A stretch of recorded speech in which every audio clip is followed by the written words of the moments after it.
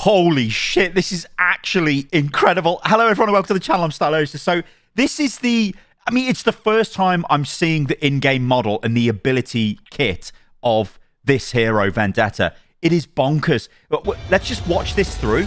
I mean, this is crazy. And then we're going to break down these abilities. But I've got to be honest here. This is like top tier Overwatch hero introduction content. I mean, this hero, the trailer's great.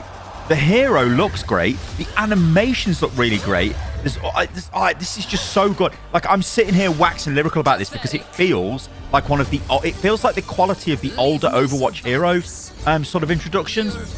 But this is crazy. I mean, look at this. So she's got a ranged attack. We've seen some of a melee. And look, as she runs, the sword is on the floor creating sparks. Are you joking me? What the hell? She's got a dash into a whirlwind. Obviously, she used a block there.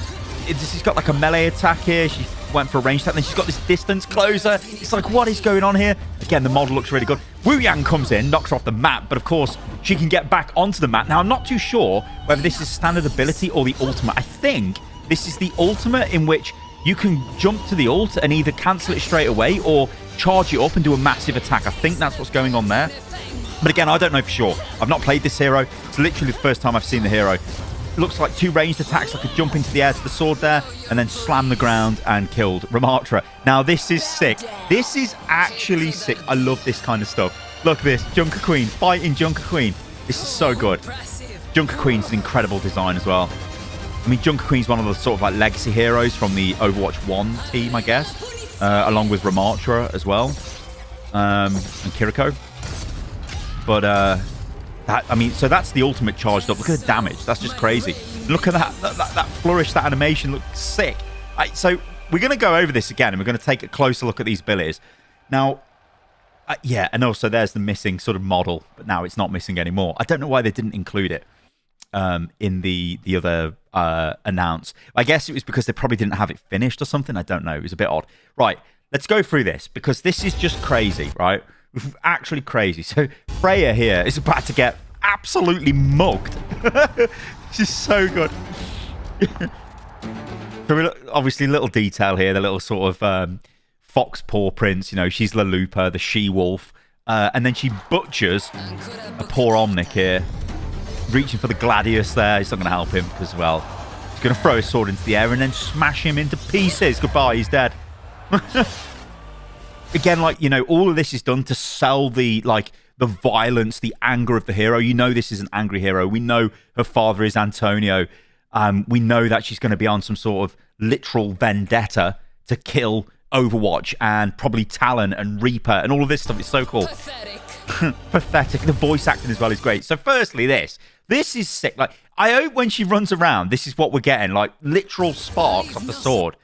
And I hope this isn't just an effect they've added just for the trailer. I really hope it isn't, because that is sick. Like, look at that, it's sick.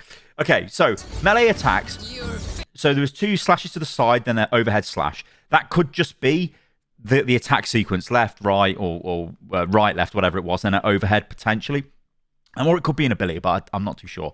Then this is definitely an ability. So she throws forward what looks like a sort of diagonally horizontal fire strike. Is that a thing? It is now. And that kills Juno. And I think she's got two charges of this, because we see later on she fires two. And again, look at this. But look at the animation of the hero. This trailer is so well put together as well. The way she's like leading the charge from the front. And again, if you want confirmation that it's a DPS hero, you can see the team behind. There's the tank Hazard. So yeah, DPS. Why would Bastion just be standing there? Who knows? Who actually knows what is Bastion doing? Ramatra, by the way, sick hero design. All right, so again, like, look at all these little things. Like, so she brings the sword forward, and the sword's like great. I mean, it looks like a shield and a sword all together. And she's going to block, but watch her facial animation. It's great. It's like, yeah, like really selling the grit of it. Look at as she's running forward with that.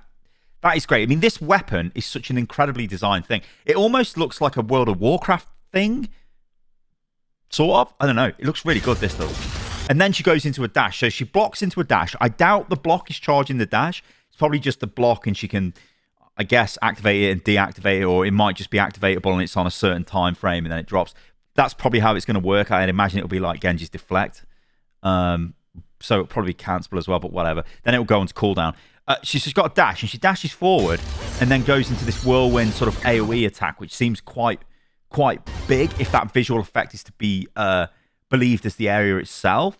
So here, she goes for a ranged attack, then hits a melee and another melee, and then she was about to do the overhead melee, but then I think they've done some editing wizardry here, and they've basically made her jump forward. So this looks like a power slam kind of attack. This might have a stun component to it. Again, it's hard to tell. Look at Ramartra's face. It's hard to tell because, well, Ramartra just dies, so we don't see him get stunned or knocked up in the air or whatever. But that might be what that is. And then Wu Yang appears and knocks her off the map. And she's like, no. And then I think this is her... So I'm going to say this is her ultimate. So she throws the sword. Like, look at that. So the sword can stay in position. And then you get summoned to the sword. And then watch what happens here, right? Very fast here. She grabs the sword and just hits the ground straight away. So I'm not sure if she got to the sword and then activated that ability, which is like that ground slam.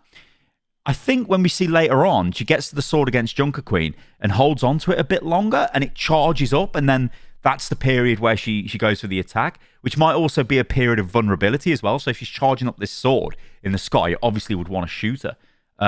This Genji pops a blade. I mean, I don't know what's going on here, Genji.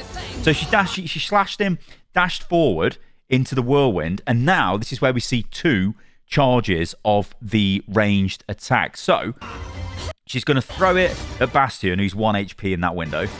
So then she blocks. Oh, no, it isn't 2, is it? She throws the sword. Okay, so hang on. She's got 1 charge of that then. So she launches that through the window, then she throws the sword through Juno. I mean, again, we don't know how much damage this is doing. Juno's probably on 1 HP because it's for trailer purposes. Everyone is a mass murderer. And then she jumps towards the sword, grabs it. You can see the animation in the air. And then just immediately... No, there was a little bit of a delay, but slams down. And there's a slight red impact on the ground. Which I think, if we look at the... Is that Genji's sword? Which I think if we look at the impact against Junker Queen, obviously the red sort of crater is massive. Because she charges it up. Okay, so here we go. So against Junker Queen. The voice acting is so good. So block and gets knocked back. I don't know whether that is going to be a thing or it's just for the trailer. I don't know. Maybe. So she throws that into the sky and dashes towards it. You see, I'm starting to think this might just be a movement ability, and the ultimate is when it's charged, you can then charge the sword, if that makes sense, when you jump to it in the sky. But then again, I don't know, because I don't know, maybe it's too much movement. I'm not sure, because she does have a dash. Is anyone getting magic vibes from Rivals? I don't know, maybe a little bit. Although, like, minus the portals and stuff. Anyway, although I guess you could kind of say that's a dash, and she does have a whirlwind. She just doesn't summon a little demon. Does Vendetta. Anyway, watch this now. Watch, she charges this up. Look, this is clearly being charged. Clearly being charged. And then Junker Queen's like, what? Junker Queen, what? You what? What's this about? Yeah, look at the floor. So this is telegraphing where the damage is going to go, and it looks absolutely massive. Whereas previously in the clip, she was sort of like hitting the ground really fast, and there's only a little red impact. But again, that could just be the weapon / impact anyway. Do you know what, actually? I think it's kind of cool. It is kind of cool, like, seeing the heroes for the first time. Yeah, you see the size of that. Instead of, like, being access, getting access to, like, I don't know, some sort of pre-play test session where you know what's going on. It kind of takes the edge off it. You don't get authentic reactions to it. But I think this is sick. I straight up think this is sick. All right, guys, let me know what you think about this in the comments below. I think this is one of the best Overwatch 2 hero introduction trailers they've done, especially for the hero kit. And this is definitely a hero that I'm very interested in. I think a lot of people are going to be interested in. The fact that it's a DPS hero, I mean, I don't think Blizzard actually confirmed that anywhere yet, but I'm pretty sure this is a DPS hero. I don't think they have. I'm just very quickly checking.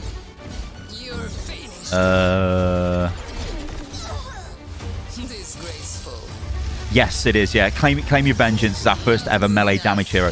I guess the very last thing to end the video on is the balance implications of this. So when you're looking at a melee-only DPS hero, there's 2 things that you kind of need, right? So you need high damage at close range and you need mobility.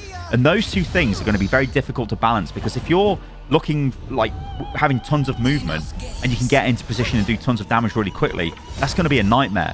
But if you don't give her enough damage, she's going to feel like a sort of wet slap, you know what I mean, when she gets into range. So she's going to be one, I think she's just going to be massively OP straight away. And then Blizzard will probably do some things, and then who knows. All right, guys, I'm out of here. I've been Stylosa. This hero looks sick. Good job, Blizzard. It's been the first time in ages I've genuinely felt this level of excitement for Overwatch. It feels like Overwatch 1 back in the glory days in some respects. Anyway, I'm out of here, guys. Thanks for watching. I'll catch you lovely lot on the next video. See you soon.